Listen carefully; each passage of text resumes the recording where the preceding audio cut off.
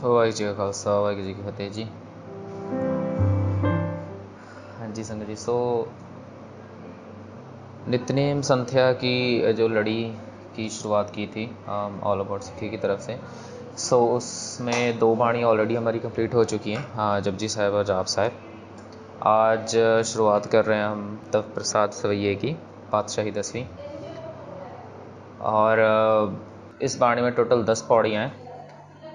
और ये बाणी लेंथ वाइज काफ़ी छोटी है, बट है महंगी है, एज इन वर्ड्स प्रोनाउंस करने थोड़े से टफ है। हाँ जी, इस बाणी की संत्या हम नेक्स्ट सेशन से स्टार्ट करेंगे। आज के सेशन में हम एज़ पर द मैसेज, जैसे आप सबको इन्फॉर्म किया गया है, तो हम उसकी उत्थान का देखेंगे।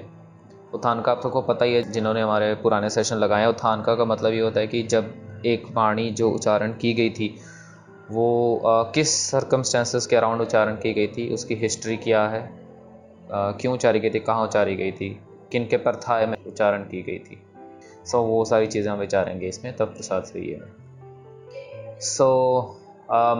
सबसे पहली चीज़, जैसे बाणी की शुरुआत में हम पढ़ के हमको पता लग जाता है कि एक ओंकार सतगुरु प्रसाद पातशाही 10वीं आता है ना। पातशाही 10वीं ये गुरु गोबिंद सिंह जी के द्वारा रचित की गई रचना है। ये तब प्रसाद सवैये। तब प्रसाद सवैये भी एक्चुअली 2 तरीके के हैं। एक है तब प्रसाद सवैये ये श्रावक वाले जो हम नित्य में पढ़ते हैं, एक है दीनन के सवैये भी उसको कह देते हैं। तो 2 तरीके की सवैये है। जो यहाँ पे है एज पर नित्य में जो है वो है श्रावक शुद्ध वाला, हम वही देख रहे हैं। ये तीसरी बाणी है। अमृत प्रिपेयर करते टाइम यही बाणी पढ़ी जाती है, और इवन सेम बाणी जैसे मैंने कहा ये अमृत विलेज भी जब हम नित्यनेम करते हैं तीसरे नंबर पे ये बाणी पढ़ी जाती है। और जैसे हमको पता है कि हर एक बाणी का कुछ ना कुछ महात्म होता है। तो जैसे जपजी साहब की बाणी का महात्म था कि उससे कह लो कि ब्रह्म ज्ञान की प्राप्ति होती है। जाप साहिब इज़ मोर अबाउट परमात्मा की रब की उस्तत करनी एंड डिफरेंट वेज। और इस बाणी ये जो तब प्रसाद हुई है, इस बाणी का माध्यम ये है कि ये हमारा जो मुंह को खंडन करता है, जो हमारा मुंह है इन टर्म्स ऑफ एनीथिंग जो दुनियावी पदार्थ है, और पाखंड, इन दोनों को डिस्ट्रॉय करती है ये बाणी। ये बाणी एक्चुअली 3 जगह उच्चारण की गई है गुरु गोबिंद सिंह जी के द्वारा, तीनों अलग अलग वक्त पे, तीनों अलग अलग जगह पे। पहली बार जहाँ पे ये बाणी उच्चारण की गई थी वो थी जो राजा रतन राय हैं असम के, उनके पर था ये बाणी उच्चारण की गई थी। इसकी साक्षी देखेंगे हम। और ये जो है ये गुरु गोबिंद सिंह जी ने अमृत संचार हुआ था जो 1699 में, जो सबसे पहला अमृत संचार हुआ था बैसाखी वाले दिन, उससे पहले ही ये बाणी उच्चारण की थी। सेकेंड टाइम जब अमृत संचार हुआ था उसी टाइम जब खंडे बाटे का अमृत प्रिपेयर हो रहा था 1699 में, तब दूसरी बार उच्चारण की गई थी ये बाणी। और तीसरी बार जब पहाड़ी राजे आए थे अमृत की दात मांगने गुरु गोबिंद सिंह जी से, उस समय फिर तीसरी बार फिर गुरु गोबिंद सिंह जी ने उनको संबोधित करते हुए ये बाणी उच्चारण की थी। अब तीनों के तीनों जो पॉइंट है इनकी बस एक थोड़ी सी बैकग्राउंड हिस्ट्री हम देख लेते हैं कि क्या सर्कमस्टेंसेस थे उसके अराउंड। जो पहली बार जब गुरु गोबिंद सिंह जी ने जब उच्चारण की थी वो थी राजा रतन राय को ब्लेसिंग देते टाइम। तो साखी ऐसे है कि गुरु तेग बहादुर जी असम जाते हैं। हम सबको पता है गुरु तेग बहादुर जी की एक असम की यात्रा भी है।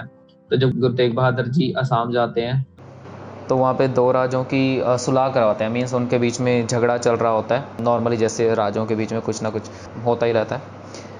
तो इधर जर जोरू और ज़मीन, ऑब्वियसली इन तीनों के कारण ही हमेशा राजे लड़ते आए अब तक।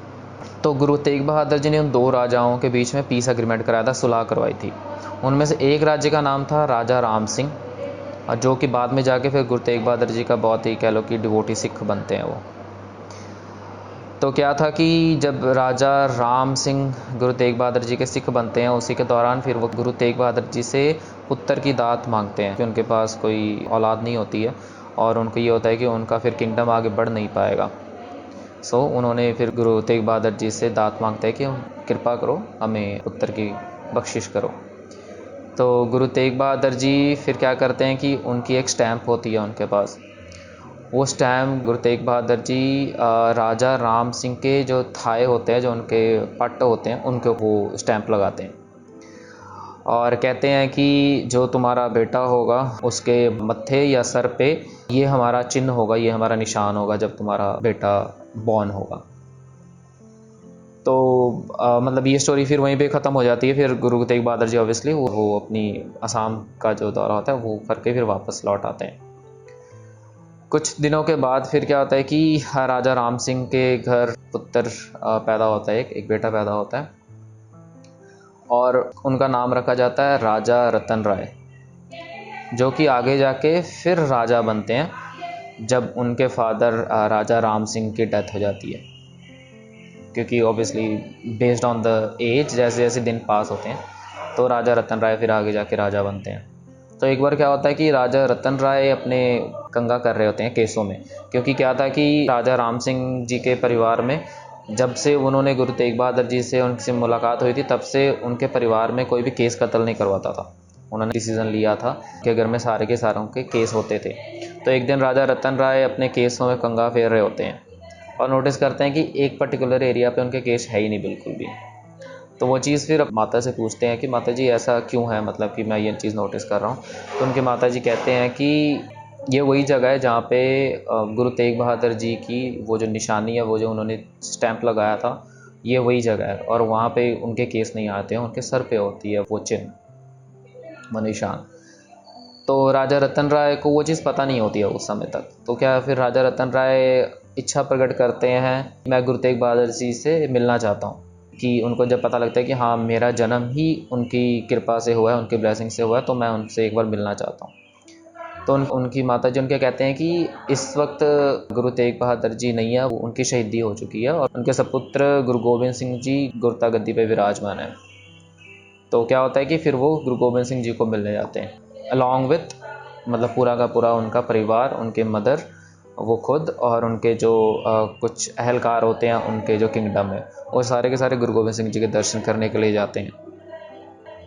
अपने साथ वो एक प्रसादी हाथी और एक पंचकला शस्त्र भी लेके जाते हैं एज अ पेटा तो गुरु साहब। और प्रसादी हाथी वॉज ऐसा कि वो कैपेबल था कि वो चौर साहब भी कर देता था महाराज के ऊपर।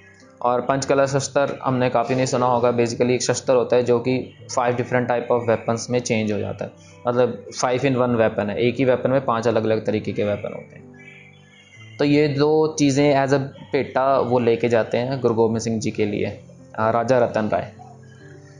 तो वहीं पे भी रहते हैं, कुछ समय बिताते हैं और एट द एंड फिर वो कहते हैं कि अब हमें आज्ञा दो गुरु महाराज को कि हम अभी वापस जाएंगे।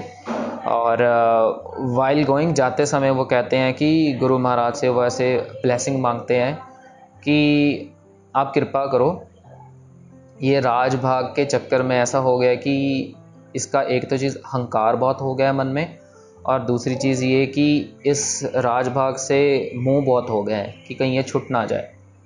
तो आप ये हमें ब्लेसिंग दो, आप हमें आशीर्वाद दो कि ये सारी चीज़ों का हमारा जो मुंह है और जो अहंकार है इन सब का खंडन हो जाए। तो गुरु गोबिंद सिंह जी उस समय ये वाणी पहली बार उच्चारण करते हैं, राजा रतन राय के पर था ये वाली वाणी। और आपको मैं ये जो भी इसकी उत्थान का बता रहा हूँ, ये सारी की सारी उत्थान का एग्जैक्टली आपको वैसे ही सुनाई जा रही है जैसे दमदमे टकसाल संप्रदाय में विद्यार्थियों को दी जाती है। सो ये पास अलॉन्ग होती हुई आ रही है।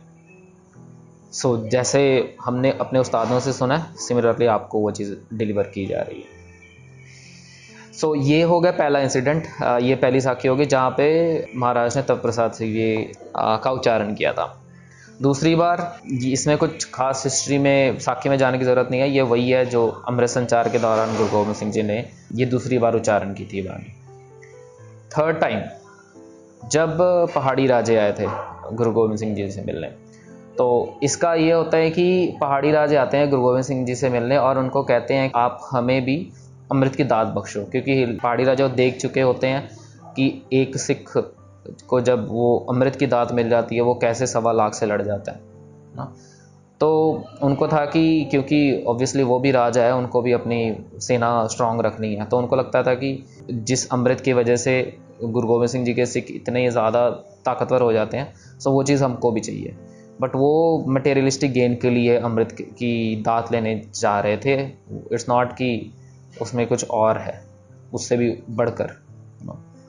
तो गुरु गोबिंद सिंह जी उनको वेलकम करते हैं कि हाँ ज़रूर तुमको अमृत की दात दी जाएगी, और उनको एक तरीके से कह लो कि इनवाइट भी करते हैं कि आप आओ अमृत की दात लो, और फिर हम ऐसे भी कहते हैं कि एक साथ हम मुग़लों का टाकरा करें इन जुल्म की लड़ाई के खिलाफ, सो दैट कि धर्म की स्थापना हो सके इस पूरे जगत में। तो क्या होता है कि जो पहाड़ी राजा होते हैं वो फिर कुछ कंडीशन रख देते हैं, कहते हैं कि हाँ जी हम अमृत तो ज़रूर छकेंगे, बट हमारी कुछ शर्तें हैं। तो उनकी कुछ शर्तें थी जिनमें से ये कुछ शर्तें लिस्टेड हैं। पहली चीज़ तो ये वो कहते हैं कि हमारे लिए अलग से अमृत प्रिपेयर आपको करना होगा। हम वो वाला अमृत नहीं छकेंगे जो नॉर्मल आप नीवी जाति के लोगों को जिस खंडे बाटे में आप अमृत छकाते हो वो हम नहीं लेंगे। आप हमारे लिए अलग से कह लो कि हाई कास्ट ओनली वाला अमृत प्रिपेयर करो। दूसरा वो कहते हैं कि हम केश नहीं रखेंगे, और तीसरे कहते हैं कि हम आपके पंचककार भी धारण नहीं करेंगे, हम जो हमारा जनेऊ है वही पहनना कंटिन्यू रखेंगे। तो मतलब एक तरीके से कह लो कि उनको ये था कि हाँ हमने अपना वो भी नहीं छोड़ना जो हमारे वो चीज़ें हैं धर्म की, but at the same time हमको अमृत की शक्ति भी चाहिए। उनका बस मोटिव ये था। तो गुरु गोबिंद सिंह जी उनकी ये सारी चीज़ें समझ गए थे। वो समझ गए कि ये कहने को तो अपने आप को क्षत्रिय कहते हैं, पर ये धर्म की लड़ाई नहीं लड़ना चाहते। ये बस अपनी कह लो कि राजभाग के साथ ही इनका मोह इतना हो गया है, क्योंकि अगर ये अभी मुग़लों के अगेंस्ट लड़ेंगे भी तो क्या होगा कि उनकी रिलेशन ख़राब होगी, क्योंकि वो ऑलरेडी किसी ना किसी लेवल पे मुग़लों के साथ सुलह पे होते हैं कि जैसे आप ये चीज़ करो तो हम ये चीज़ नहीं छेड़ेंगे तुम्हारी, है ना। उस तरीके से राजाओं के बीच में, किंगडम्स के बीच में सुलह होती है। तो उस वक्त भी पहाड़ी राजाओं और मुग़लों के बीच में सुलह थी। इसका प्रूफ हमको उससे भी मिलता है जब हमने चमकौर की गढ़ी वाली साखी देखते हैं, जहाँ पे कि अनंतपुर साहिब किले को घेरा गया था। वो सिर्फ मुग़ल नहीं थे, उनमें पहाड़ी राजे भी थे, और ज़्यादातर पहाड़ी राजे ही थे उसमें। तो इट वाज़ अ कंबाइंड कह लो कि एलाय बना के कंबाइंड अटैक किया गया था, वो घेरा किया गया था किले पे। तो उनका किसी ना किसी लेवल पे मुग़लों के साथ सुलह थी। तो उनको ये था कि अगर हम मुग़लों के ख़िलाफ़ लड़ेंगे तो हमारे राजभाग के ऊपर ख़तरा आएगा कि कल को वो ना चले जाए हमसे छीन के। तो फिर गुरु गोबिंद सिंह जी ने जब ये सारी चीज़ें मतलब उन्होंने अंडरस्टैंड कर ली, मतलब उनको तो पहले से ही पता था, बट वो एक चीज़ कह लो कि हमारे सामने, दुनिया के सामने लाना चाहते थे टू एज अ प्रूफ, है ना। तो उस वक्त फिर गुरु गोबिंद सिंह जी ने उनकी सारी चीज़ों को, उनके अहंकार को तोड़ने के लिए फिर से ये वाणी उच्चारण की थी, इन पहाड़ी राजाओं को एज अ मेन पॉइंट रखते हुए। और जब हम वाणी भी पढ़ते हैं आप उसमें यही देखोगे कि वो उसमें मैक्सिमम चीज़ें ऐसी ही हैं कि जिसमें महाराज कहते हैं कि ये सारी चीज़ें रहने वाली नहीं है दुनिया में परमानेंटली, ये सारी की सारी चीज़ें ख़त्म हो जाने वाली हैं जिनसे तुम मुँह लगा के बैठे, ये अहंकार है तुम्हारा। और एट द एंड कूर क्रिया और जियो सब ही जग, श्री भगवान को भेद ना पायो। मतलब कि ये सारी जो भी तुम क्रिया कर रहे हो ये सारी की सारी कूड़ है, सारी की सारी फॉल्स है, और उस भगवान का, उस परमात्मा का अंत ऐसे नहीं पाया जा सकता। सो ये 3 इंस्टेंसेस है जहाँ पे गुरु गोबिंद सिंह जी ने तप प्रसाद से ये वाणी उच्चारण की थी। सो इतना ही है जी आज के लिए। नेक्स्ट सेशन में फिर हम एक्चुअली संध्या स्टार्ट करेंगे इनकी। और एज आई सेड, इसका यही ध्यान रखना है कि आप जब वाणी भी पढ़ रहे होगे तो आप नोटिस करोगे कि इसमें वही चीज़ें आएगी, मोस्टली ये मोह और अहंकार के ऊपर फोकस्ड रहेगी वाणी, क्योंकि ये वाणी उन चीज़ों का ही खंडन करती है। सो फिर नेक्स्ट सैटरडे से स्टार्ट करते हैं हम फिर तप प्रसाद सवई की संध्या जी। भुल्लां चुकां दी खिमा जी। वाहिगुरू जी का खालसा, वाहिगुरू जी की फतेह।